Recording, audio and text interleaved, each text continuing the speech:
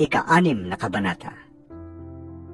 Pagkatapos nito, tumawid si Jesus sa ibayo ng lawa ng Galilea na tinatawag ding lawa ng Tiberias.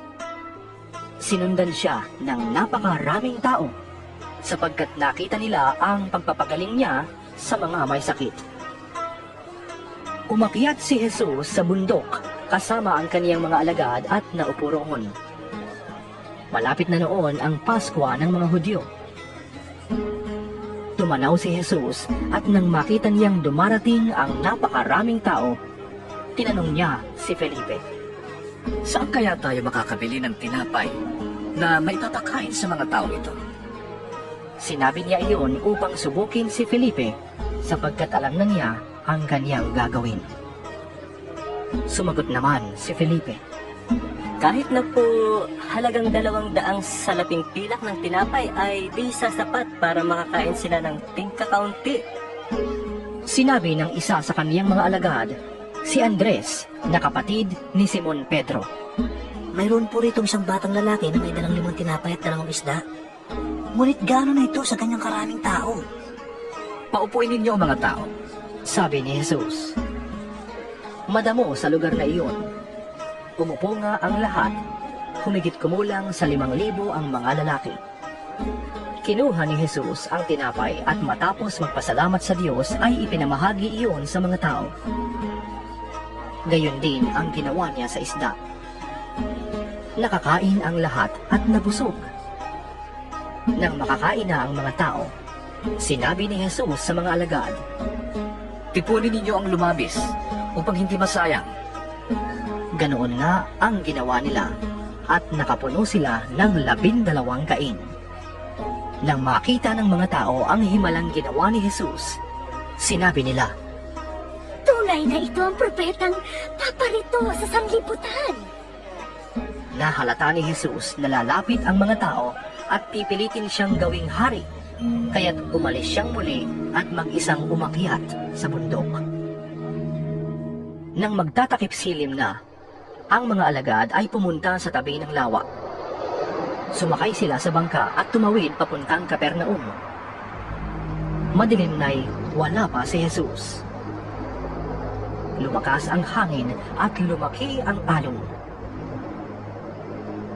Nang makasagwa na sila ng may 5 o 6 na kilometro, nakita nila si Jesus na lumalakad sa ibabaw ng tubig papalapit sa bangka at sila'y natakot. Ngunit sinabi ni Jesus sa kanila, Huwag kayong matakot!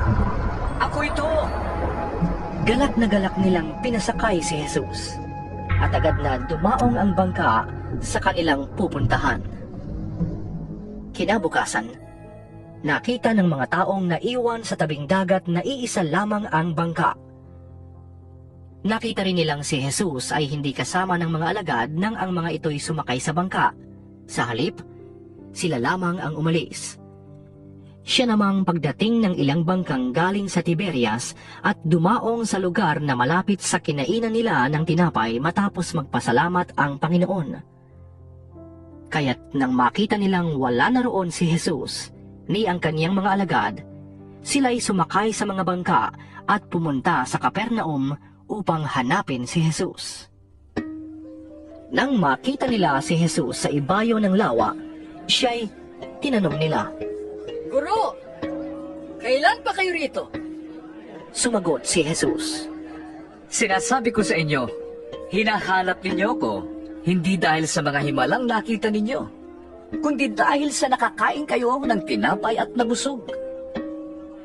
Huwag ang pagkaing nasisira ang inyong pagsikapang kamtan, kundi ang pagkaing hindi nasisira at nagbibigay ng buhay na walang hanggan. Yan ang ibibigay sa inyo ng anak ng tao, sapagkat siya ang binigyan ng Diyos Ama ng ganitong kapangyarihan. Kaya't siya'y tinanong nila. Ano po ang dapat naming gawin upang aming matupad ang ipinagagawa ng Diyos? Ito ang ipinapagawa sa inyo ng Diyos. Sumampalataya kayo sa sinugo niya. Tugon ni Jesus. Ano pong himala ang maipapakita ninyo upang sumampalataya kami sa inyo? Ano pong inyong gagawin? Ang aming mga ninuno ay kumain ng mana sa ilang. Ayon sa nasusulat, sila'y binigyan ni Moises ng tinapay na galing sa langit. Wika nila. Sumagot si Jesus. Dapat ninyong malamang hindi si Moises ang nagbigay sa inyo ng tinapay na galing sa langit. Ang aking Ama ang nagbibigay sa inyo ng tinapay na galing sa langit.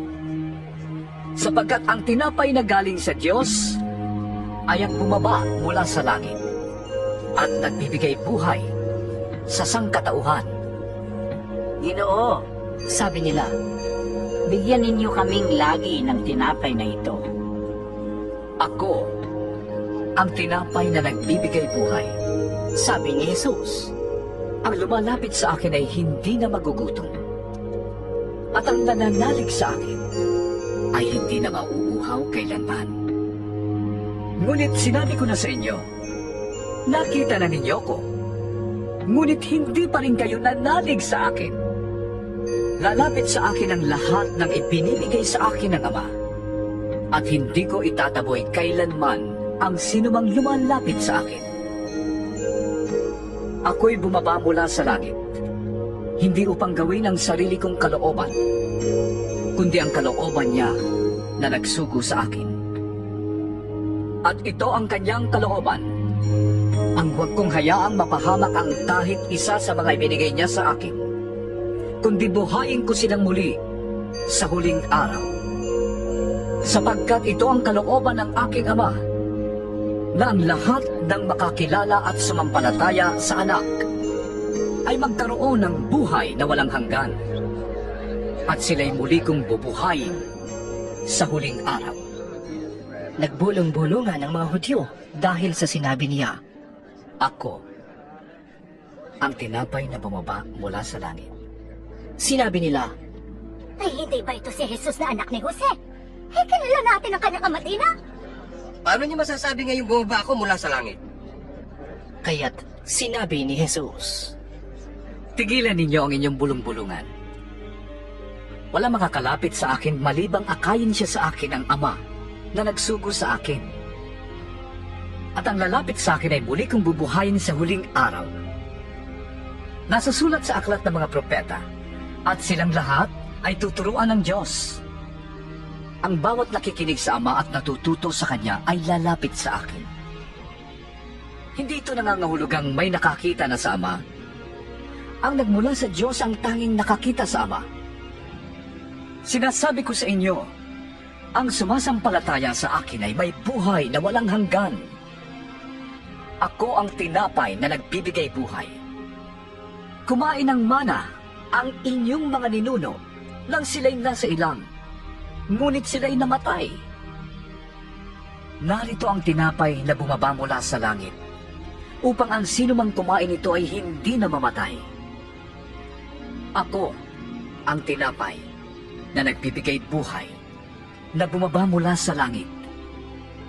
Mabubuhay magpakailanman ang sinumang kumain ng tinapay na ito. At ang tinapay na ibibigay ko sa ikabubuhay ng sanlibutan ay ang aking laman. Dahil dito'y nagkaroon ng mainitang pagtatalo-talo ang mga Hudyo. Paano mo ibibigay sa atin ang taong itong kanyang laman upang makain natin? Sinabi ni Jesus. Tandaan ninyo, malibang kainin ninyo ang laman ng anak ng tao at inumin ang kanyang dugo, hindi kayo magkakaroon ng buhay. Ang kumakain ng aking laman at umiinom ng aking dugo ay may buhay na walang hanggan, at muli ko siyang bubuhayin sa huling araw. Sapagkat ang aking laman ay tunay na pagkain, at ang aking dugo ay tunay na inumin. Ang kumakain ng aking laman at umiinom ng aking dugo ay nananatili sa akin, at ako naman sa kanya. Buhay ang Amang nagsugo sa akin, at ako'y nabubuhay dahil sa kanya. Gayon din naman, ang sinumang kumain sa akin ay mabubuhay dahil sa akin. Ito ang tinapay na bumaba mula sa langit. Hindi ito katulad ng kinain ng inyong mga ninuno sa ilang. namatay sila kahit na kumain nyo. Ang kumakain ito'y mabubuhay magpakailanman. Sinabi ito ni Jesus nang siya'y nagtuturo sa sinagoga sa Capernaum. Narinig ito ng kaniyang mga alagad at marami sa kanila ang nagsabi, Mabigat na pananalita ito. Sino ang makakatanggap nito? alam ni Jesus na nagbubulong-bulungan ang kaniyang mga alagad tungkol dito kaya't sinabi niya, Dahil ba rito'y tatalikuran na ninyo ko? Gaano pa kaya kung makita ninyong umaakyat ang anak ng tao papunta sa dati niyang kinaroroonan? Ang Espiritu ang nagbibigay buhay. Hindi ito magagawa ng tao. Ang mga salitang sinabi ko sa inyo ay Espiritu at buhay. Ngunit may ilan sa inyong hindi nananalig sa akin. alam na ni Jesus buhat pa noong una kung sino-sino ang hindi mananalig sa kanya at kung sino ang magkakanunong sa kanya. Idinugtong pa niya, Yan ang dahilan kaya ko sinabi sa inyo na walang makakalapit sa akin malibang ito'y loobin ng Ama. Mula nooy marami sa kaniyang mga alagad ang tumalikod at hindi na sumama sa kanya. Tinanong ni Jesus ang 12, Kayo naman, ibig din ba ninyong umalis? Sumagot si Simon Pedro, Panginoon, kanino pa po kami pupunta? Nasa inyo ang mga salitang nagbibigay ng buhay na walang hanggan. Naniniwala kami at ngayon natitiyak namin na kayo ang banal na nagmula sa Diyos. Sumagot si Jesus, Hindi ba't akong humiran sa inyong 12? Sa kabila nito'y Diablo ang isa sa inyo. Ang tinutukoy niya ay si Judas na anak ni Simon Iscariote, sapagkat si Judas na isa sa 12 ang siyang magkakanulo sa kanya. Ikapitong Kabanata. Pagkatapos nito'y nilibot ni Jesus ang Galilea. Iniiwasan niya ang Judea sapagkat ibig siyang patayin ng mga pinuno ng mga Hudyo roon. Nalalapit na noon ang pista ng mga tolda, isang pista ng mga Hudyo, kaya't sinabi kay Jesus ng kaniyang mga kapatid, Bakit hindi ka umalis dito at pumunta sa Judea para makita ng iyong mga tagasunod ang ginagawa mo? Walang taong naglilihim ng kanyang ginagawa kung ang hangad niya'y matanyag. Ginagawa mo rin lamang ang mga bagay na ito. Magpakilala ka na sa sanlibutan. Maging ang mga kapatid ni Jesus ay hindi nananalig sa kanya. Sumagot si Jesus, Hindi pa ito ang panahon ko. Sa inyo'y maaari kahit anong panahon. Hindi kayo kapupuotan ng sanlibutan. Ngunit ako'y kinapupuotan nila sapagkat pinapatotohanan kong masama ang mga gawa nito. Kayo ang pumunta sa pista, hindi ako pupunta, sapagkat hindi pa ito ang panahon ko. Pagkasabi nito, nagpaiwan siya sa Galilea. Pagkaalis ng kaniyang mga kapatid, si Jesus ay pumunta rin sa pista, subalit hindi hayagan, kundi palihim. Hinahanap siya roon ng mga Hudyo. Nasaan kaya siya? Tanong nila. Pabulong na pinag-uusapan siya ng marami. Siya'y mabuting tao. Sabi ng ilan. Hindi. Sabi naman ng iba. Inililigaw niya ang mga tao. Ngunit walang nangahas magsalita ng hayagan tungkol sa kanya dahil sa takot sa mga pinuno ng mga Hudyo. Nang kalagitnaan na ng pista, pumasok si Jesus sa templo at nagturo. Nagtataka ang mga pinuno ng mga Hudyo at naitanong nila, Saan kaya nakakuha ng karunungan ng tao ito? Gayong hindi naman siya nakapag-aral. kaya't sinabi ni Jesus, Hindi akin ang itinuturo ko, kundi sa nagsugo sa akin. Kung talagang ibig ni namang sumunod sa kalooban ng Diyos, malalaman niya kung ang itinuturo ko'y mula nga sa Diyos o kung ang sinasabi ko ay sa akin lamang galing. Ang nagtuturo ng galing sa sarili niyang kaisipan ay naghahangad ng sariling karangalan. Ngunit ang naghahangad na ang nagsugo sa kanya ang maparangalan ay taong tapat at hindi sinungaling. Hindi ba't ibinigay sa inyo ni Moises ang kautusan? Bakit wala ni isa man sa inyo ang tumutupad nito? Bakit ibigin niyo kong patayin? Sumagot ang mga tao. May demonyo ka. Sino bang ibig pumatay sa'yo? Sumagot si Jesus. Isang bagay pa lamang ang ginawa ko eh. Nagtataka na kayong lahat? Ibinigay sa inyo ni Moises ang utos tungkol sa pagtutulig kahit na hindi ito nagmula sa kanya kundi sa inyong mga ninuno. At ginagawa niyo ito kahit araw ng pamamahinga. Kung tinutuli ang isang sanggol na lalaki kahit araw ng pamamahinga para masunod ang utos ni Moises, bakit kayo nagagalit sa akin?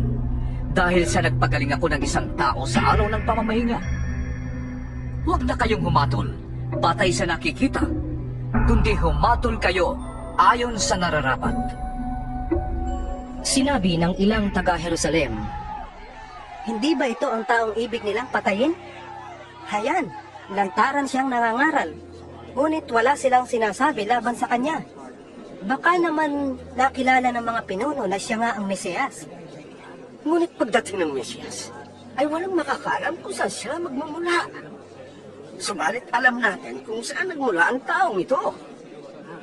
kaya't nang si Jesus ay nagtuturo sa templo ay sinabi niya ng malakas, Ako ba'y talagang nakikilala ninyo? Alam nga ba ninyo kung saan ako nagmula? Hindi ako naparito sa aking sariling kagustuhan lamang. Karapat dapat pagtiwalaan ang nagsugo sa akin. Hindi ninyo siya nakikilala, ngunit nakikilala ko siya. Sapagkat sa kanya ako nagmula. At siya ang nagsugo sa akin. nais na siyang dakpin ng ilang naroon ngunit walang nangahas sapagkat hindi pa dumarating ang kaniyang oras. Marami sa mga tao ang nanalig sa kaniya. Ang sabi nila, Pagparito ng Mesyas, makakagawa kaya siya ng mga himalang higit pa sa mga ginawa ng taong ito? nakarating sa mga Pariseo ang usap-usapan ng mga tao tungkol kay Jesus. Kaya't inutusan nila at ng mga punong pari ng mga Hudyo ang ilang bantay sa templo upang dakpin si Jesus. Sinabi ni Jesus, Baka kasama pa ninyo ko ng kaunting panahon at babalik na ako sa nagsugo sa akin. Hahanapin ninyo ko, ngunit hindi ninyo ako makikita, sapagkat hindi kayo makakapunta sa pupuntahan ko. nag-usap-usap ang mga Hudyo. Saan kaya pupunta ang taong ito? At hindi na raw natin siya makikita. Pupunta kaya siya sa ating mga kababayang nasa lupain ng mga Grego upang magturo sa kanila? Ano kaya ang ibig niyang sabihin ng kanyang sinabing, hahanapin niyo ko, ngunit hindi niyo ko makikita. At hindi kayo makakapunta sa pupuntahan ko. Sa huli at pinakatanging araw ng pista, tumayo si Jesus at nagsalita ng malakas. Kayong mga nauuhaw ay lumapit sa akin, at ang lahat ng nananalig sa akin ay uminom. Sapagkat sinasabi sa kasulatan, mula sa puso ng nananalig sa akin ay dadaloy ang tubig na nagbibigay buhay. Ang tinutukoy niya ay ang espiritong tatanggapin ng mga nananalig sa kaniya, sapagkat hindi pa naipagkakaloob noon ng Espiritu Santo sa dahilang hindi pa nagaganap ang pagkamatay at muling pagkabuhay ni Jesus. Sinabi ng ilang nakarinig sa kanya, Tunay ngang ito ang propetang hinihintay natin. Ito nga ang Mesyas! sabi naman ng iba. Ngunit mayroon namang sumagot, Mari magmula sa Galilea ang Mesyas? Hindi ba sinasabi sa kasulatan na ang Mesyas ay magmumula sa lipi ni David at ipapanganak sa Bethlehem na bayan ni David? magkakaiba ang palagay ng mga tao tungkol sa kanya. Ibig ng ilan na dakpin siya, ngunit wala namang mga has na humuli sa kanya. Nang bumalik ang mga bantay ng templo, tinanong sila ng mga punong pari ng mga Hudyo at mga Pariseo. Bakit hindi niyo siya dinala rito? Sumagot sila, Wala pa po kaming narinig na nagsalita ng tulad niya. Pati ba kayo'y nalinlang na rin? tanong ng mga Pariseo. Meron bang pinuno o pareseyong naniniwala sa kanya? Mga tao lamang na walang nalalaman sa kautusan ang naniniwala sa kanya. Kaya't sila yung mga sinumpa. Isa sa mga naroon ay si Nicodemo, ang pariseyong nagsadya kay Jesus noong una. At siya'y nagtanong, Hindi ba't labag sa ating kautusan na hatulan ng isang tao nang di muna nililitis at inaalam kung ano ang kanyang ginawa? sumagot sila. Ikaw ba'y taga-Galilea rin? Saliksikin mo ang kasulatan at makikita mong walang propetang magmumula sa Galilea. Pagkatapos, umuwi na ang lahat.